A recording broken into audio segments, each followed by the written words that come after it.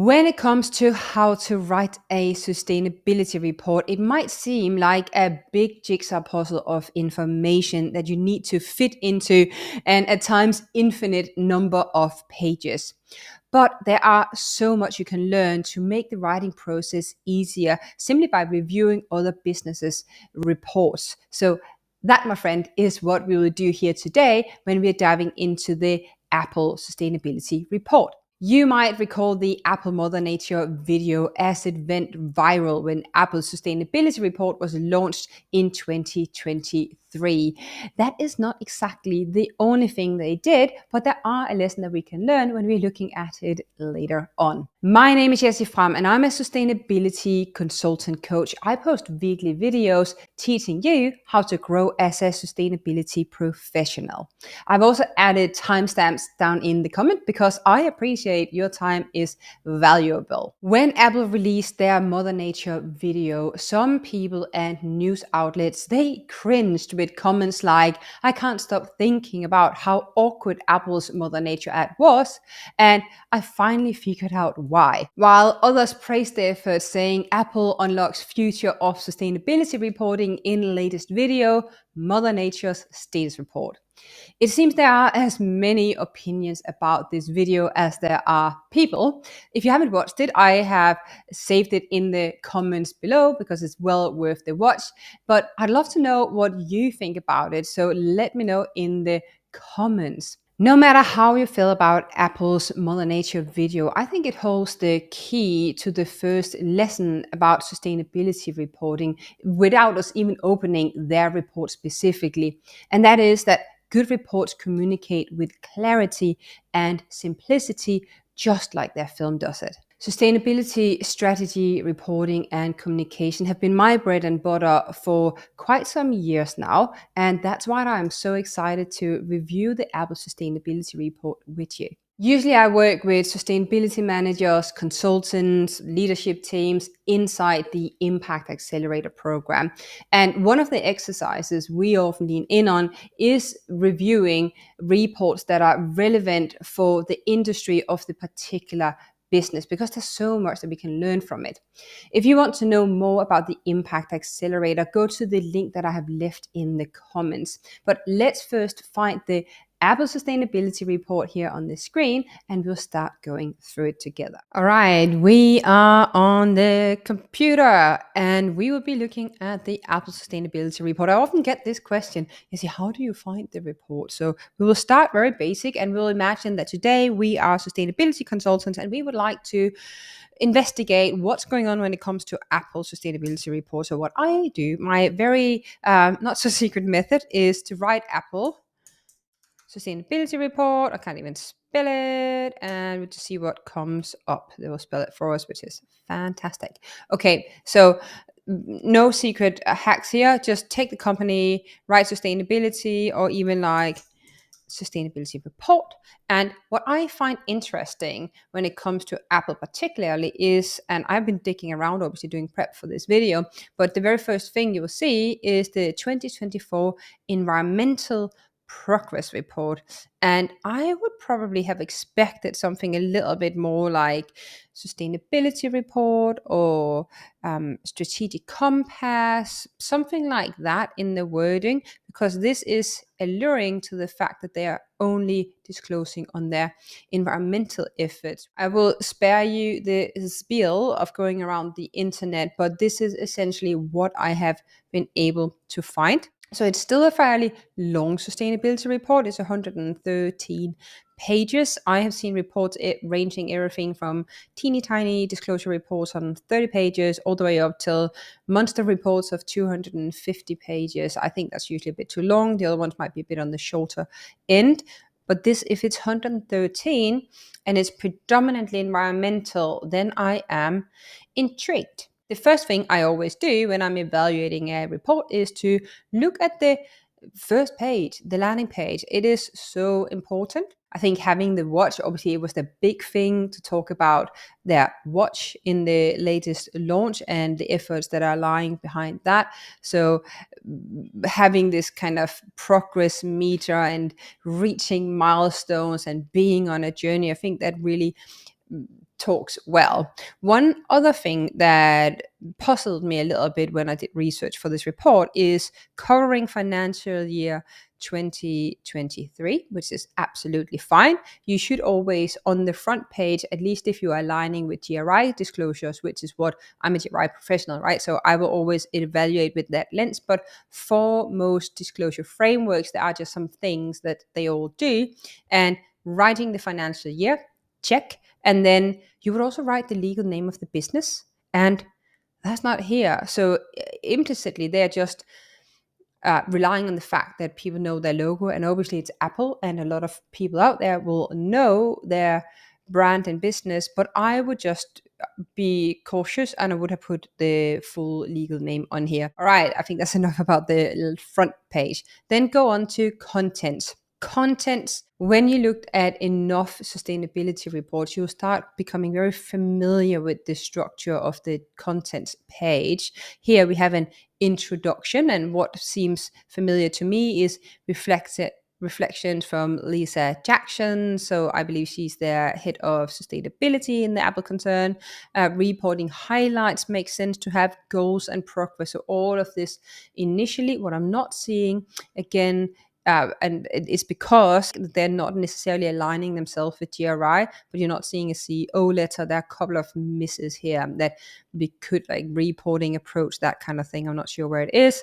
Then we have environmental initiative. So that's their E pillar, which makes complete sense. They could start out with that one, and then their journey to Apple, their approach, okay, comes here. Design and materials, so they should be talking about that. Electricity and energy consumption, I assume that's a very big part of their both scope 1, 2, and 3. And then direct emissions and carbon removal. So all of this should be risk mitigation strategies that they're talking about. They're acknowledging where they are. We should start seeing a base. They will be talking about where they should go in terms of their target year. And then I want to understand what are they doing right now, and are they hitting the mark? Where are they on the journey? So that's that. Then we have resources, Apple resources, and then smarter chemistry, approach, mapping, assessment, and innovation. So this is still very structured. Then we have engagement and advocacy. So approach, listening to a range of voices. Maybe this is the people element that I'm looking for. Achieving change together, supporting communities worldwide. So there's definitely a community element which they're leaning in on. I think that's really strong, and they need to be applauded for that. Let's see what they're doing when they're getting further down in the report, of course. But I am still not sure about stuff like human rights, equal rights, all of those things. Data, greenhouse gas emissions makes sense. Carbon footprint by product. So they're talking about LCA analysis here, so life cycle analysis at a product level. I think this is something we will see more of coming in the next few years, where businesses are doing emissions calculations and resource calculations on a life cycle level. And that's really strong, and we do want to see that, especially from a company like Apple. So kudo. And then normalizing factors and pendency. I do want to do one thing, but that's because I'm GRI. I like to actually search these documents. I do that a lot. So if you just show GRI, I would actually write GRI index, because see, no GRI index. They might have some businesses have separate documents on their website next to the report. So that could be a thing that you could go ahead and see if they have an index popularized externally. And then you can start navigating with that. What I will say, there are no right or wrong when it comes to writing and formatting the sustainability report. But I do think we need to acknowledge that as more and more businesses are going on this journey and compliance are hitting, then we need to try and be as uniform as possible. Even though every business is different, it's a matter of finding ways of comparing apples to apples. So no pun intended, but it would be nice to actually see a large corporation like Apple leaning in on GRI, CDP, science-based targets. I think we will see SBTi. No. Science-based targets. Nope. Okay, right. So I think we have different ends of the spectrum that we need to talk about in sustainability reports. We have the ones that are doing an environmental report like these ones. And maybe if we start looking for it, we'll find social reports or at least policies, that kind of thing separately. And then maybe they have a GRI disclosure somewhere else in the system, which we can find. But it's a bit of a puzzle, right? I'm a bit disappointed by that. So I love Apple. I'm a massive Apple fan in terms of products, but I just want to see it holistically. Give me easy access as a professional, as an investor, as someone who's evaluating that. If it's a future employee, I want to know what they're doing. Then you have a classic version, which is what we're working with inside the Impact Accelerator. Lean on compliance and try and be as uniform as possible because it's helping everyone. And then you could also do what we call the integrated report, integrating your sustainability effort with your year end. Reflection. So here we have the quite famous Lisa Jackson. So yeah, she is the VP of Environment Policy and Social Initiatives. Of course, she is the flag figure of this report. But normally what I would like to see in a report is actually two letters. I would like to see one from the CEO, which is talking about sustainability issues for the longer term, but as a part of the longer term strategy. Then I would also like to see the people's perspective. It could also actually be like someone like Lisa Jackson, but I like to have someone who's head of people, HR, that kind of role, which can talk about how we are taking feedback from our people, our community, and how that's impacting our strategy and what we're doing, and be very, very tangible, maybe even on a case study level. Is it great that Apple have her reflections? Absolutely. Would I like to see the others? Yeah, absolutely. For me, that's a miss out. Environmental initiatives, engagement and advocacy data, and appendix. So what you will see here is that that's actually the pillars here. And back to my phrase of taking the reader by the hand, a really good report will often show you where you are. Report highlights. Now, traditionally, this is something I love. They have taken areas where they are doing really, really well on their reporting, something they're probably proud of. And I think it's okay to celebrate. We talk about greenwashing versus greenwashing. And I think we don't want greenwashing. So we actually want to allow corporations and businesses to celebrate what they're doing well. I think Apple are missing out a major opportunity here. Normally, I like to see this in facts and figures. So the laser reader will just be fed infographics here rather than bulks of texts that nobody really want to read it unless you have to, right? So there's been a lot of craft and reading here, but not so much for the eye. And I think you could just win on doing that better. Goals and progress. So this one I ended up spending quite a lot of time on. What I like to see in goals and progress is a clear bar. I often reference the Nike way of doing it because they do it phenomenally well. If you haven't seen my review of the Nike report, I have linked it for you in the comments below, but it's definitely worth taking a look at that as well. What a goals and progress table has to do is to explain what is your material topic, how are you quantifying it, like what's your metric for success on this. Then I want to know where you were when you started your journey, and it can be a quantifiable metric, but it can also be that you have to explain it because that's how it is, right?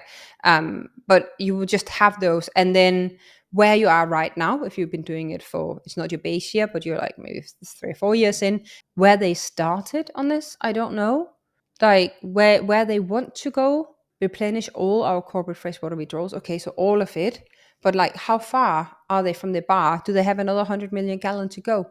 I don't know. And also, it's not very well. So they have emissions, materials, resources. Okay, I have a point on this as well. So again, honestly, this is not that many targets for massive corporations, but that's another one. So what I'm looking for is I would like to have alignment between emissions and then emissions, anything, materials, resources, right? So any goal, I would like to just follow the structure of the table of content because I am confused with what I'm looking at. Like, really good report would just lean on what everybody else is doing. And these guys, if they spent as much money on this report as they did on that film, yeah. where are the social initiatives? Like what's the diversity inside Apple's leadership team? I want to know that. I want to know what they're doing. Social goals, where are they? How are we working with human rights? What are we doing? So environmental initiatives. So here we can see that it's starting to follow the structure of the report. So environmental initiatives, our journey to 2030 is focused on on first reducing our scope 1, 2, and 3 greenhouse gas emissions by 75%. If I'm being critical, I would like to know if it's like an even 75% split across 1, 2, and 3, because 1 and 2 are quite easy. So I'm assuming there's a lot of slack in 3, but this could be a way of covering up some language here that are just creating confusion. Sorry, Apple, I love you. So you could say that this is the pillars that they are mapping out. And I think that works really well when you have environmental initiatives and then you say, what are the pillars of my environmental initiatives? And here we have the drop down, which I really like. So right now we are on environmental initiatives, Apple 2030, we are on resources and smarter chemistry. But you see what I mean about the process of learning about what are others doing. There's so much we can take from this that we can improve on. And I think Apple has a major opportunity to improve here as well. I will not write 113 pages. That's why I like more infographics throughout. This is dense. That one we'll talk about in a second, but this is just a dense slide. Give me an infographic with the highlights, right? Apple. So transportation. I'd like to just dive into a random point. So transportation in 2023, transporting our products to customers accounted for 9% of our gross carbon footprint. Great. To address the emissions from transportation, we are shifting more product volume to shipping modes that are less carbon intensive than air transport, such as ocean or rail. Okay, so this is really good. They are acknowledging the percentage of how much in terms of their gross carbon footprint, that's 9%, and what are they doing? And this is an exact example of what you should be doing when you're writing a good sustainability report. You should be telling people where they are, but they should have done that further up. And then you should give solutions to what they're doing to achieve it. What some businesses do wrong, and that is not Apple in this case, is that they make it a marketing report. And then they just talk about all the great initiatives that they have going on, rather than actually talking about this is where we are. Even if you're not hitting your targets, that's a very important point. You acknowledge it, and then you talk about what you're doing to reach the target. It's okay. We all acquired a piece of business over here, or something went wrong. That's okay. That's called business. But omitting information or not addressing what it is that we actually need to know and just highlight, like shout pink elephant, and then everybody thinks about the pink elephant and then we hope they don't see the rest. It's not how it works. Fine. So see, just even without reading the entire report, going in and evaluating and being critical to, are they talking about the challenges and are they giving you solutions in terms of how they're mitigating risks? Things risk. That's what these reports should be about. Okay, journey to Apple 2030. I like this graph. I think it is beautifully presented and it does the job. I always recommend to my clients that they include a graph like this, even if it is your first year of doing sustainability reports, then drawing out a timeline of what you've actually done, because in many instances you already started the journey earlier on, right? So you might as well talk about what you've launched, what you've done in a highlight level, getting you to where you are today, and then where are your goals? So they're definitely focused on 2030. Interesting. Okay, read this. In 2023, we estimate that our environmental programs avoided 31 million metric tons of emissions across all scopes. But over here, if you're looking at the white bar, this is avoided emissions. Avoided emissions are emissions that you're no longer emitting by having seeded a certain initiative. It's also known as your scope 4 emissions. So they're actually talking about, we've launched these initiatives, so we would like to get a badge of recognition for having avoided these emissions over here. It is becoming increasingly popular. Is it relevant? Yeah, I think so. If you want the full transparent picture, I think what we have done is actually also okay to take credit for. Is it what I would lead with? No, I will always lead with mitigation and action. Design and materials, you've got to talk about your design and materials. Okay, I really like this graph. They are talking about the transition to certified recycled materials by product line. So what Apple are doing is that they are listing the key types of materials that they're using in their product ranges, and they're then showcasing when they've gotten them certified as recyclable and also how far they are in the process. They have a bit of a color coding, or we can go into the details here, but you can see that back in 17 it was just plastic that we were concerned about, nothing else really. Then came 19, we started looking at tin, aluminium, a little bit of rare earth materials, and then 2021 we started introducing tungsten and gold, and then in 2023 a massive leap, right? And then we had titanium, cobalt, copper, zinc, steel, etc. And we can even see where in their products these materials are used. So I think this transparency of where they're putting their focus is really nice, and they got to have a big thumbs up for that one.